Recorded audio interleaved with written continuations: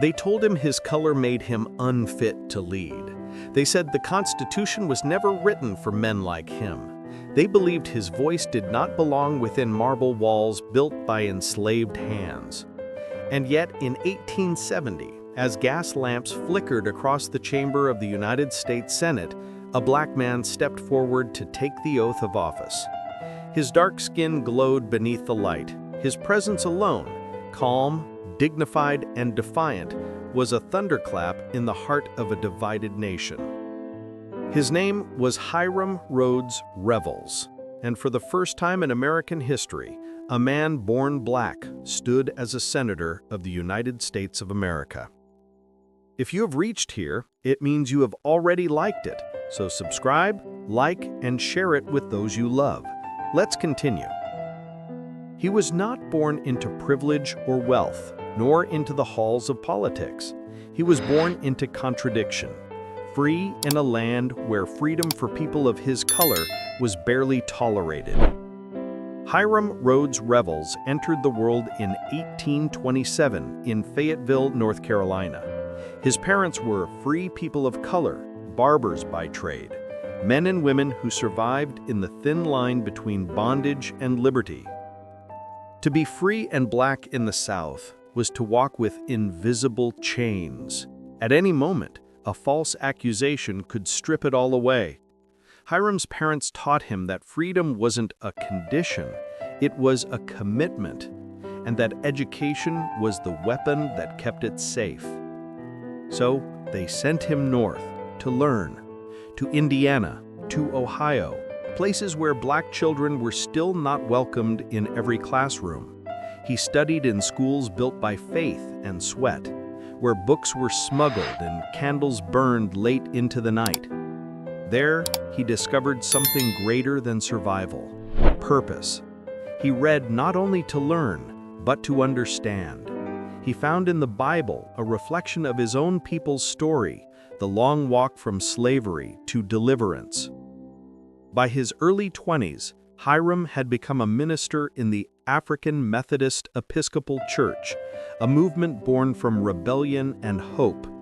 The AME Church was not just a sanctuary of prayer, it was a fortress of resistance. It educated the poor, harbored the hunted, and ignited the fire of freedom in hearts long silenced. Hiram became a traveling preacher, moving from one small town to another across Indiana, Illinois, Missouri, and Kansas. His sermons were not loud, they were steady. His faith was not blind, it was sharpened by the suffering he witnessed. He baptized enslaved men and women under moonlight, their chains glinting in the water. He taught those forbidden to read how to sound out the words of Exodus and Psalms. Every sermon was an act of defiance, every baptism a quiet revolution. When the Civil War erupted in 1861, Hiram's calling found a new battlefield. He didn't carry a rifle, he carried faith. He served as a chaplain for the Union Army, ministering to the soldiers of the United States colored troops, men who had once been treated as property, now fighting for a flag that long ignored them. In the camps and the trenches, Hiram saw courage beyond measure.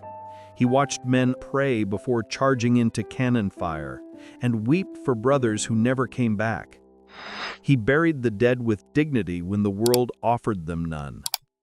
He told them, "You are not fighting just for a country, you are fighting for the right to be seen." When the war ended, the nation was free, but not healed. The South was a ruin of ashes and anger.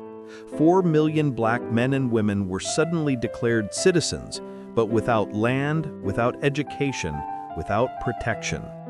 Freedom had come, but equality had not. Hiram returned to ministry, preaching now with an edge of urgency. His sermons grew larger, his voice steadier, his mission clearer. He saw that faith alone was not enough. The people needed leadership, guidance, and education. So he built churches that doubled as schools. He taught the newly freed to read ballots as they once learned to read the Bible, and he urged them to claim their right to shape the future of a nation they had helped to save. In 1866, Hiram moved to Mississippi, one of the harshest lands for a black man to rise. But he didn't arrive with anger, he arrived with discipline. He organized communities, built schools, and reminded his people that progress demanded unity. Unlike the fiery politicians who shouted for vengeance, Hiram spoke softly but powerfully. He believed reconciliation was not weakness, it was wisdom. Even some former slaveholders, hardened by loss and bitterness, found themselves moved by his grace. In time, his calm strength caught the attention of Reconstruction leaders who saw in him something rare, a man capable of bridging the impossible divide. In 1868, he was elected an alderman, then a state senator in Mississippi. And then came the moment no one could have predicted. In 1870, Mississippi State Legislature selected him to represent their state in the United States Senate. It was a decision that defied centuries of history. When Hiram arrived in Washington, D.C., the air itself seemed to hold its breath. Reporters flooded the galleries.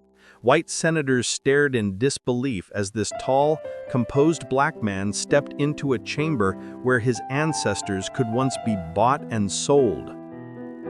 But before he could take his seat, the fight began. Democratic senators objected.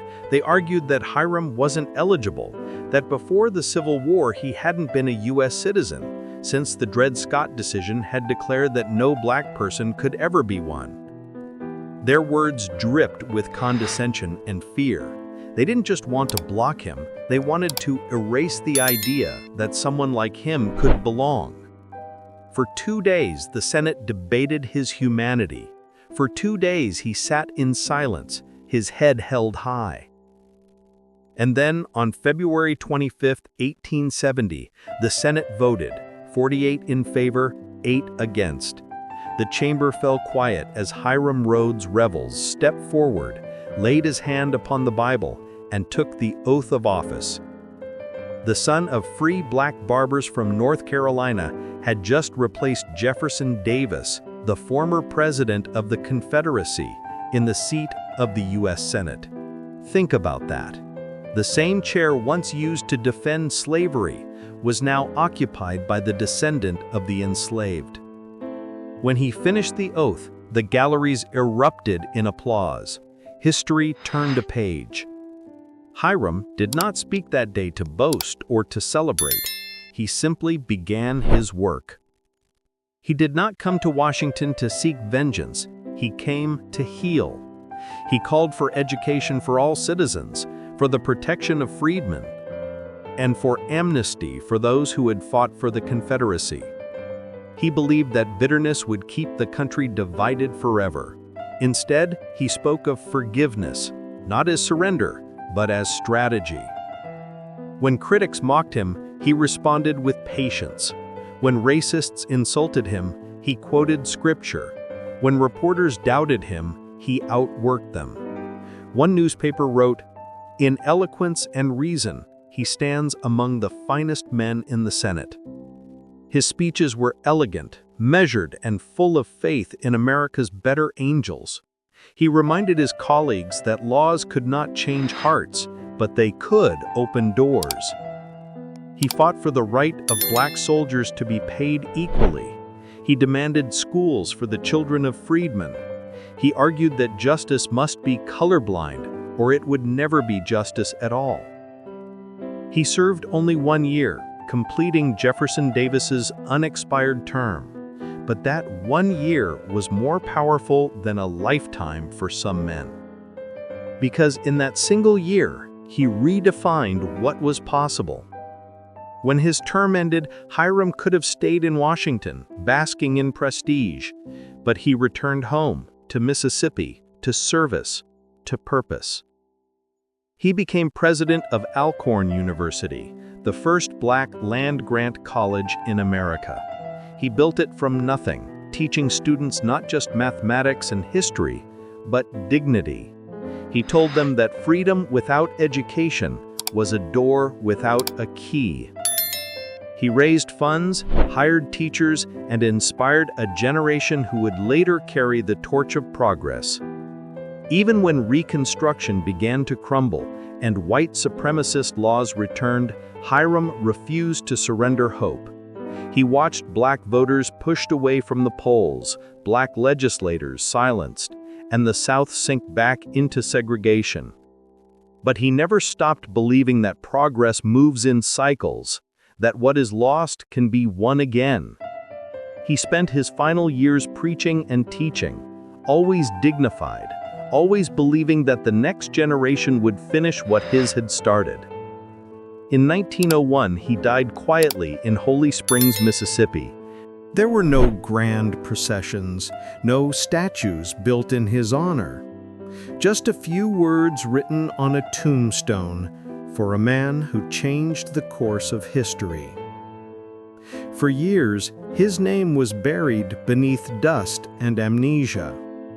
The world remembered presidents and generals, but not the quiet preacher who walked into the Senate and rewrote what it meant to be American. Yet his presence never faded. It lived on in every black senator who came after him, in every voice that rose in chambers that once silenced color. He was the first, but he was never the last. And that is how history changes, not through noise, but through presence, not through vengeance, but through grace, not through fear, but through faith. Hiram Rhodes Revels didn't just sit in the Senate. He stood for a principle, that the measure of a man is not in his skin, but in his service. He showed that dignity can be louder than hate, that calm can be stronger than rage, and that a single moment of courage can echo for centuries. He was not a soldier, but he fought. He was not a king, but he led. He was not a prophet, but he believed. And because he believed, America took one step closer to its promise. So the next time you hear the name Hiram Rhodes Revels, remember, he wasn't just the first black senator. He was the first man to stand within the halls of power and prove that liberty's color is not white, it is human. He was a living answer to the question that haunted his nation. Can a man be both black and American, free and respected, faithful and powerful? His reply was yes.